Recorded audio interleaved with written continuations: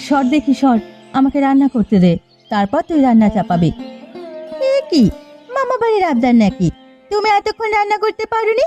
যেই দেখলে আমি এসেছি অমনি আমার পিছন পিছন চলে এলে। মুখ সামলে কথা বল ছোট, আমি মোটেও তোকে দেখে আসিনি। আমার যখন রান্নার সময় হয়েছে আমি তখন এসেছি। আচ্ছা দিদি, তোমার ঘরেও তো একটা উনুন আছে। আচ্ছা, তুমি তো সেখানে রান্না করতে পারো তাই না? সে তো তোর ঘরেও একটা স্টোভ আছে, আমি তো তোকে কিছু বলিনি। তুই যখন ঝামেলা, উনুন তো ভেঙে ফেললেই হয়। না না, সেটা আমি হতে দেব না। শাশুড়ি মা মারা যাওয়ার আগে এই উনুন বানিয়ে দিয়েছিলেন, বলেছিলেন আমরা দুই বউ আর ঠাকুরপো মিলে যেন এই উনুনে রান্না করি। এই উনুন তো ভাঙতে দেব না আমি। সে তো শাশুড়ি মা অনেকদিন হলো মারা গিয়েছে, আর আমাদের তিনজনের সংসারও ভাগ হয়ে গেছে। সব থেকে বেশি এই উনুনেতে তুমি রান্না করো, তাই উনুন ভাঙতে বললে তোমার তো গায়ে লাগবেই, তাই না? অত শত বুঝি না, এই জায়গাটা আমাদের তিনজনেরই। জায়গাটা ছোট বলে শাশুড়ি মা বলেছিলেন এখানে তিনজনে মিলে একটা উনুনে বানিয়ে রান্না করতে, যাতে তিনজনেরই এখানে অধিকার থাকে। এখন এই উনুন ভেঙে দিয়ে তুই একা একা সব ভোগ করবি, তা আমি হতে দেব না। দেখছো তো, চোরের মন সব সময় বোচকার দিকে। আমি কি বললাম আর তুমি কি বুঝলে? ঘরের মধ্যে আবার জায়গা ভাগাভাগি কি আছে? তুই আমাকে এত বড় কথা বললি ছোট, আমি এই অপমানের জবাব যোগ্য সময় দেব। কর তুই রান্না। হ্যাঁ যাও যাও, তোমার তো আর রান্না করার তাগিদ ছিল না, তোমার তাগিদ ছিল ঝগড়া করার, তাই তো এমন ঝামেলা বাঁধালে। আমার মাথার ওপর কেউ নেই, তোর দাদা অনেককাল আগেই মারা গেছেন, তাই তুই আজ আমাকে এভাবে বলতে পারলি। দাদা থাকলে কি আর বলতে পারতিস? এই শুরু হলো তোমার কাঁদুনি গাওয়া। তুমি আগে রান্না করো তো, আমার দরকার নেই। না থাক, তুই রান্না কর, আমি বরং ঘরের মধ্যেই করে নেব।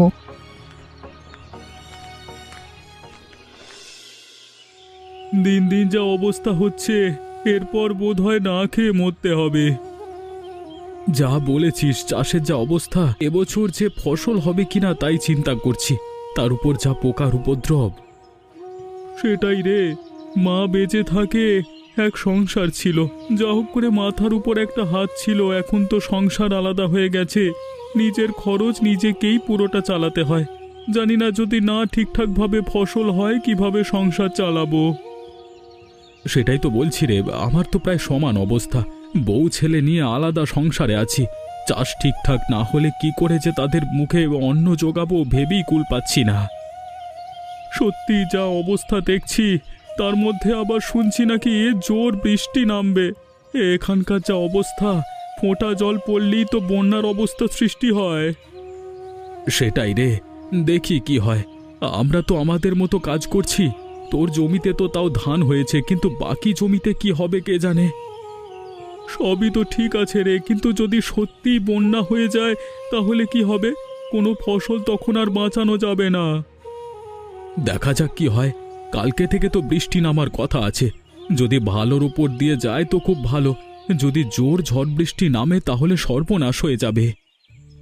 অনেকক্ষণ বসে পড়েছি মাঠে, সারগুলো দিয়ে দিই, হ্যাঁ, তারপর বাড়ি যাব। দুপুর হয়ে গেল, আবার রান্না করে খেতে হবে তো। আমিও যাই, আরেকবার মাঠের কাছ থেকে ঘুরে আসি, তারপর বাড়ি থেকে রওনা দেব। আমার ছেলেটা আবার আমাকে ছাড়া খেতে চায় না।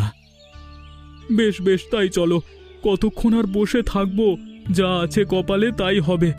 আমরা তো আমাদের মতো চেষ্টা করে যাচ্ছি, যদি কপালে থাকে তাহলে ফসল পাবো, না হলে নষ্ট হবে। আমরা আর ভেবে কি করব? হ্যাঁ সেই, চল চল, কাজে ফিরি আবার, চল। ধুর, আর ভালো লাগছে না খেলতে, চল অন্য কিছু করি। আবার অন্য কি করবি? এই তো দিব্যি খেলছি। বুঝেছি হেরে যাচ্ছিস বলে বলছিস আর খেলবি না, তাই না?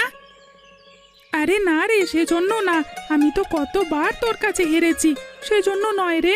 আসলে আমার আর আজকে ভালো লাগছে না। বেশ ঠিক আছে, গাছতলাটায় গিয়ে বসি। মায়ের কাছ থেকে লুকিয়ে একটা জিনিস এনেছি, সেটা তোকে খাওয়াবো। চল চল চল, দেখি তুই কি এনেছিস। মায়ের হাতে বানানো একদম স্পেশাল চালতার আচার। দেখেই তো জিভে জল আসছে রে। কাকিমা কি অনেক রকমের আচার বানায়? হ্যাঁ রে মা, অনেক রকমের আচার বানায়। এত ভালো বানায় যে একবার খেলে স্বাদ তো মুখে লেগে থাকবে। তাই তো দেখছি, আগেও যে তুই তেঁতুলের আচার খেয়েছিলিস, ওটা তো পুরো সেই ছিল। পরে মাকে কতবার বলেছি বানিয়ে দিতে, কিন্তু সেই স্বাদ কখনো পাইনি। আমার মা সত্যি খুব ভালো আচার বানায়। কাকিমা যদি আচার বিক্রি করতো, হ্যাঁ রে, আমি রোজ কিনে নিয়ে খেতাম। তোকে এত টাকা কে দিত রোজ শুনি? তোর নামে ধার করে রাখতাম, বলতাম বাপন এসে দিয়ে যাবে। আমার তো বই গেছে তোর ধার শোধ করতে। করতিস, আমি জানি তুই আমাকে কত ভালোবাসিস। হয়েছে হয়েছে, আমি জানি, আবার আচার খাওয়ার জন্য তুই এমন করছিস। তুই তো জানিস আমি খেতে কত ভালোবাসি। আচার হোক বা অন্য কিছু, খেতে পেলেই আমি খুশি। দিন দিন তো তাই ফুটবলের মতো হয়ে যাচ্ছিস, গড়িয়ে দিলে গড়িয়ে চলে যাবি। তুই আমার চেহারা নিয়ে কিছু বলবি না বোবাই। মা বলেছে আমি একদম গোল গাল্লো, একদম সুস্বাস্থ্যবান। ওটা তো কাকিমা তোর মন রাখবার জন্য বলেছে। এমন করলে কিন্তু আমি আর খেলতে আসবো না। রাগ করছিস কেন? তুই তো আমার বন্ধু, আমার একটি মাত্র বন্ধু। তোর সঙ্গেই খেলি, তোর সঙ্গে মজা করি, তোর সঙ্গেই খাই। ঠিক আছে ঠিক আছে, এবারের মতো মাফ করে দিলাম যা, কিন্তু আমাকে আবার আচার খাওয়াতে হবে।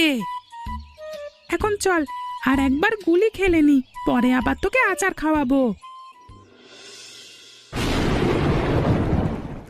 যা আশঙ্কা করেছিলাম তাই হলো রে তপন। দেখলি তো এবছরের ফসল আর আমাদের ভোগে দিল না। আমি তো বলেইছিলাম কপালে যা আছে তাই হবে। কালকে সারা দিনের বৃষ্টিতেই গোটা মাঠ জলে ভেসে গেছে, আর এই ফসল তোলা যাবে বলে তো মনে হয় না। আমি তো আশা ছেড়েই দিয়েছি। এই শুধু চাষের উপর নির্ভর করে আর সংসার চলবে না। আমি কি করব কিছু ভাবছিস? চাষের কাজ ছাড়া অন্য কোনো কাজ তো তেমন জানা নেই। সেই তো চিন্তা, যা হোক করে অন্য কোনো একটা কাজ করে পেট চালাতেই হবে, না হলে বউ সন্তান নিয়ে পথে বসবো। সে তো বুঝলাম, কিন্তু করবোটা কি?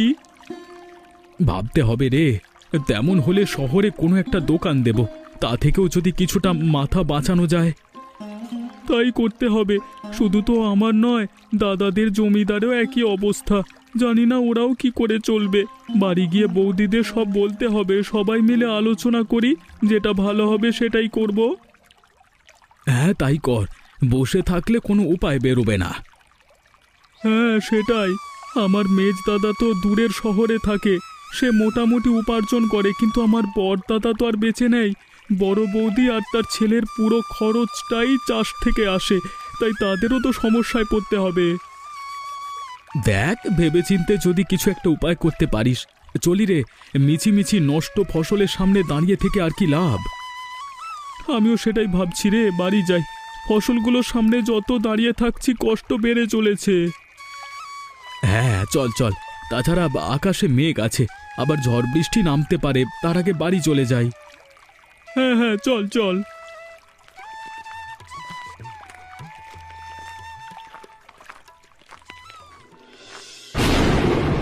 কি ব্যাপার, এত চুপচাপ হয়ে বসে আছিস? আমি এলাম সেটাও খেয়াল করলি না? ও দিদি, তুমি? এই আমার রান্না হয়ে এসেছে, তুমি বরং জিনিসপত্র নিয়ে এসো, আমার পরেই রান্না বসিয়ে দেবে। তোর কি হয়েছে বলতো? এত ভালোভাবে আমার সঙ্গে কথা বলছিস। আমার কি হবে? কিছুই হয়নি, সব ঠিক আছে। মোটেও তো আমার তা মনে হচ্ছে না। কি হয়েছে আমায় বল। হতে পারে তোর সাথে সব সময় ঝগড়াঝাটি করি, কিন্তু আমরা তো একই পরিবারের মানুষ। দিদি, তোমার ঠাকুরপো চাকরিটা আর নেই গো। আজ সকালে খবর দিয়েছে, বলছে আর 10-15 দিন অন্য কাজের চেষ্টা করবে, যদি না হয় গ্রামে ফিরে আসবে। হে কি সর্বনাশা কাণ্ড! হঠাৎ করে কাজটা চলে গেল কেন? ভালোই তো বেতন দিত, আর কোম্পানিও তো ভালো ছিল শুনেছি। জানি না দিদি, তোমার ভাই বলছিল যে কোম্পানি নাকি মন্দা বাজার চলছে, তাই কিছু কর্মী ছাঁটাই চলছে। যা, তাহলে কি হবে? এমনিতে তো আমাদের সংসারে অনটন লেগেই আছে। যা হোক, ঠাকুরপো একটু উপার্জন করতো, তাও বন্ধ হয়ে গেল। জানি না কি হবে। চাষের জমির তো অবস্থা ভালো নয়, কি যে হবে বুঝছি না। চিন্তা করিস না বোন, কিছু না কিছু একটা উপায় ঠিক বের হবে, ভরসা রাখ। তাই যেন হয় দিদি, সারাদিন কত ঝগড়া করি তোমার সঙ্গে, আজ তুমি এসে আমার পাশে দাঁড়ালে, আমাকে ক্ষমা করে দিও দিদি। ধুর বোকামে, একসাথে থাকতে গেলে কত ঠোকাঠুকি লাগে, তাই বলে কি বিপদে একে অপরের পাশে দাঁড়াবো না? এমনটা কি হতে পারে তুই বল? আমাদের একসাথে মিলে কিছু একটা ভাবতে হবে। হ্যাঁ একদম। কাকা, ও কাকা, বসে আছো যে, মাঠে যাবে না? মাঠে গিয়ে আর কি করব বাবা, সব জমি যে ভেসে গেছে। এ মা, তাহলে আমাদের জমিটার একেবারে দান হবে না। তুমি যে বলেছিলে এবারে দান উঠলে আমাকে একটা ক্যাব বন্দুক কিনে দেবে। কিনে দেব বাবা, কিনে দেব, একটু ধৈর্য ধরো। আচ্ছা কাকা, তাহলে তো আমাদের সবার জমি ভেসে গেছে, তাই না? হ্যাঁ বাবা, সবার জমি ভেসে গেছে, কারোর জমির ধান আর অবশিষ্ট নেই। তাহলে তো আমার বন্ধু বুবাইয়ের বাবার জমিও ভেসে গেছে, তাই না কাকা? হ্যাঁ রে বাবা, তোর বন্ধু বুবাইয়ের বাবা চাষের জমির ফসলও নষ্ট হয়ে গেছে। সবার অবস্থাই খুব খারাপ, কি করে যে সবাই নিজেদের পরিবারের অন্ন যোগাবে তা নিয়ে সবাই চিন্তিত। তাহলে আমাদের কি হবে কাকা? আমরা এবার কি করে বাঁচবো? সেটাই তো চিন্তা রে, জানি না কি হবে। তোর মা কোথায় রে? আমার মা তো কাকির কাছে বসে আছে, কাকির সাথে কথা বলছে। সে কি রে, তোর মা আর কাকির তো সাপে নেউলে সম্পর্ক, তারা দুজন বসে বসে গল্প করছে। কাকুর নাকি চাকরি চলে গেছে, কাকিমা খুব কষ্ট পাচ্ছিল, তাই মা গিয়ে কাকিমাকে বোঝাচ্ছে। বুঝলাম, কোপ যখন পড়ে সব দিক থেকেই পড়ে রে। মানে? মানে তুমি এখন বুঝবে না, তুমি তো এখন অনেক ছোট মানুষ, বড় হও ঠিক বুঝবে। আচ্ছা আচ্ছা, বেশ বেশ, চলো এখন আমার সাথে চলো। কোথায় যাব? আমার কয়েকটা বেল পেরে দেবে, চলো। আচ্ছা চল চল।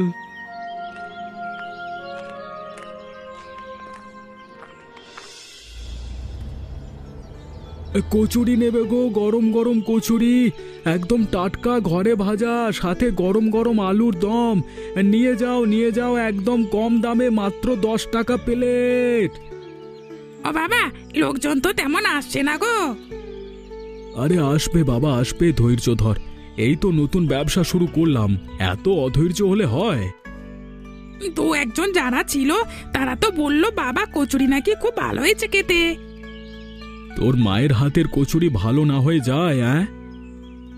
হ্যাঁ বাবা, তুমি ঠিক বলেছ, মায়ের হাতের রান্না তো পুরো অমৃত। চল চল, পাশের গলিটায় চল, দেখি ওখানে ভালো বিক্রি হয় কিনা। এই তো মাত্র সকাল বেলায়, তারা দুপুরে ধারে বিক্রি করবো। আজকে সারা দুপুর ধরেই বিক্রি করব, কচুরি শেষ করে তবেই বাড়ি ফিরবো। কিন্তু আজকে এসেছিস এসেছিস, কালকে থেকে কিন্তু তোকে আর আনবো না। কেন বাবা, আমিও আসি না রোজ রোজ তোমার সঙ্গে, ভালোই লাগছে আমার। ভালো লাগলে তো হবে না বাবা, এটাই আমি এখন রোজের কাজ হিসেবে বেছে নিয়েছি। আমি রোজ রোজ এই কচুরি নিয়েই বের হব, কিন্তু তোমাকে তো পড়াশোনা করতে হবে। তুই ভালোভাবে মানুষ হবি বলি তো আমি এত কষ্ট করছি। তুই যদি পড়াশোনা না করে আমার সঙ্গে ঘুরে বেড়াস, তাহলে কি আমার ভালো লাগবে বাবা?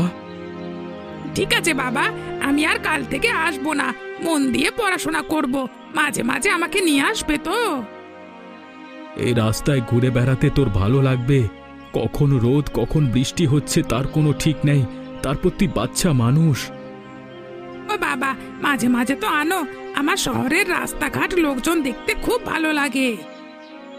আচ্ছা আচ্ছা, সে ঠিক আছে, চল সামনের দিকে চল, একজন বোধহয় আমাদেরকে ডাকছে, মনে হয় নতুন খরিদ্দার। চল চল তাড়াতাড়ি চল। ওই দেখো বাবা, একজন নয়, প্রায় 5-6 জন আছে। হ্যাঁ হ্যাঁ চল চল, মনে হয় ভালোই বিক্রি বাটা হবে। তোমরা তো সবই জানো বৌদি, এই কদিনের বৃষ্টিতে আমাদের সব ফসল নষ্ট হয়ে গেছে। কি করব কি না করব কিছুই তো বুঝে উঠতে পারছি না। শুনেছো ঠাকুরপো, তোমার দাদা চাকরিটা চলে গেছে, কি যে করব কোনো কিছু ভাবতে পারছি না। শুনেছি বৌদি, এখন আমাদের পরিবারের অবস্থা খুবই খারাপ, এই সময় আমাদের এক হয়ে কাটিয়ে উঠতে হবে। সবই তো বুঝলাম ভাই, কিন্তু কি করব কিছু কি ভেবেছো? এই চিন্তাই তো করছি বৌদি, কিন্তু কিছুতেই কিছু উপায় খুঁজে বের করতে পারছি না। পেটে তো এমন বিদ্যেও নেই যে শহরে গিয়ে কোনো চাকরির খোঁজ করব। তোমার মুখে যা শুনলাম দাদা চাকরির কথা, তাতে মনে হয় না আমাকে আর কেউ চাকরি দেবে। কিন্তু কিছু তো করতে হবে, না হলে যে আমাদের সংসারটা ভেসে যাবে। আমি একটা কথা বলি? বলো না বৌদি। মা কোনোদিনও চাননি আমরা তিনজনে আলাদা থাকি। মা মারা যাওয়ার পর আমরা নিজেরাই হাড়ি আলাদা করে নিয়েছিলাম, কিন্তু মায়ের বানানো সেই উনুনটা এখনো থেকে গেছে।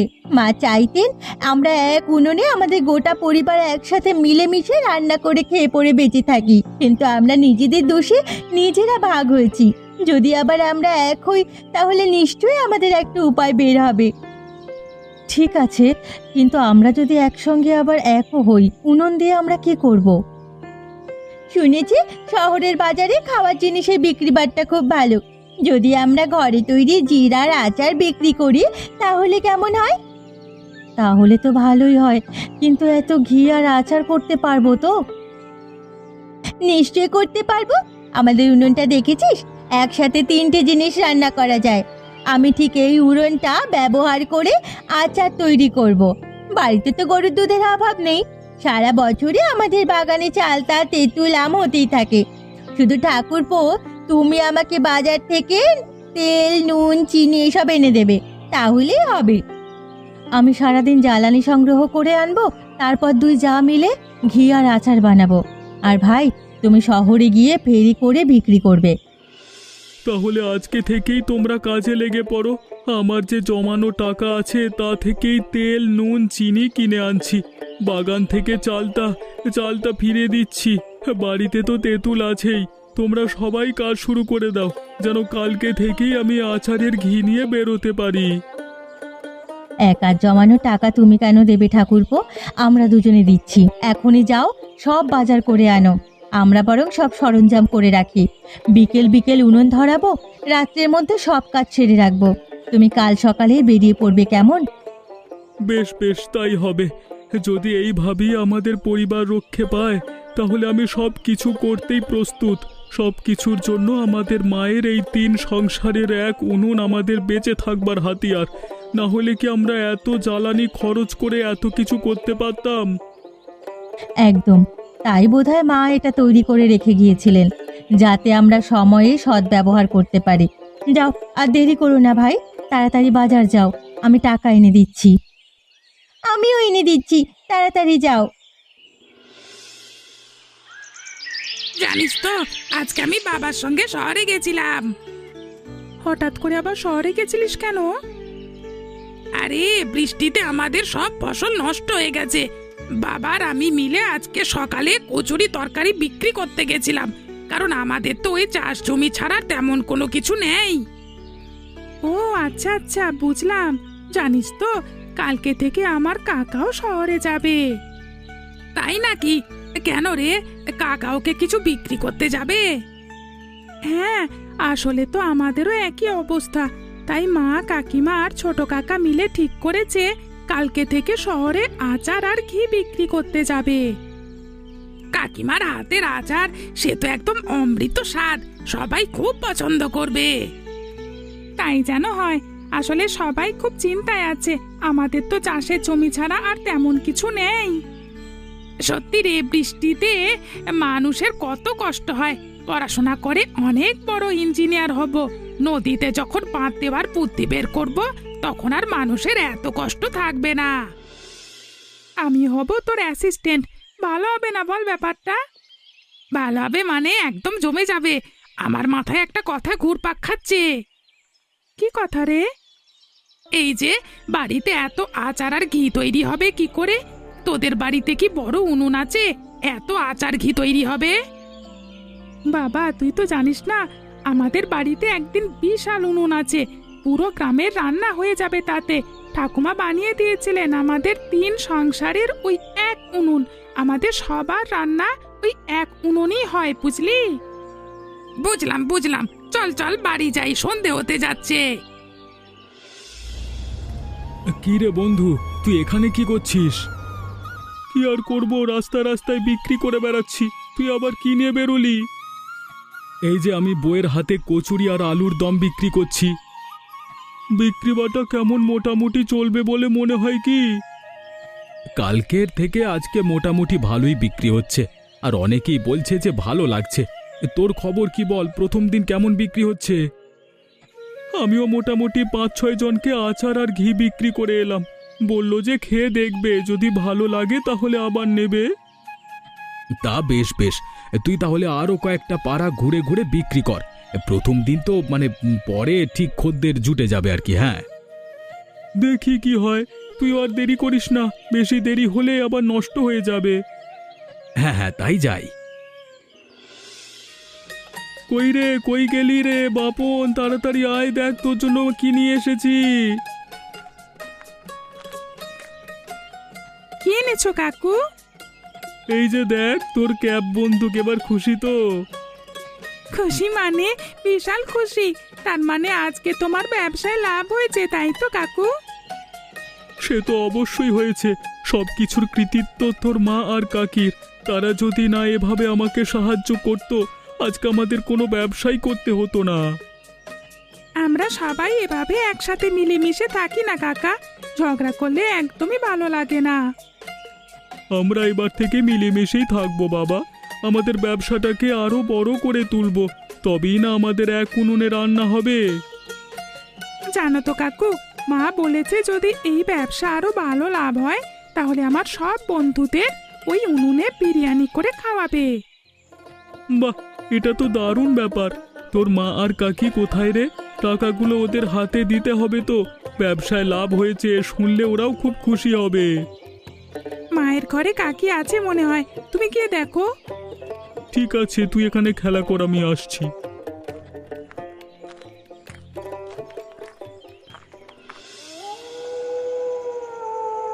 আয় আয়, ভেতরে আয়। কখন থেকে আমি তোর জন্যই অপেক্ষা করছি। একটু কাজ করছিলাম তো, তাই দেরি হয়ে গেল। বলো দিদি, কি বলবে? এই দেখ, তখন ঠাকুরপো এসেছিল, বলল মেলায় নাকি খুব ভালো লাভ হচ্ছে। তুই তো ঘরে ছিলি না, তাই আর তোর সঙ্গে কথা বলা হয়নি। এই তো খুব ভালো খবর। তাহলে আমাদের আরো বেশি বেশি করে জিনিস বানাতে হবে। সে তো অবশ্যই বানাবো। যা লাভ হয়েছে তা আমরা 3 জনের সংসারে সমানভাবে ভাগ করে নেব। রাজি তো? রাজি কেন হব না? এ তো খুব ভালো কথা। আমাদের ভাগে কত করে পড়লো দিদি? দিনের ব্যবসার লাভে প্রায় সবার 1000 করে পড়েছে।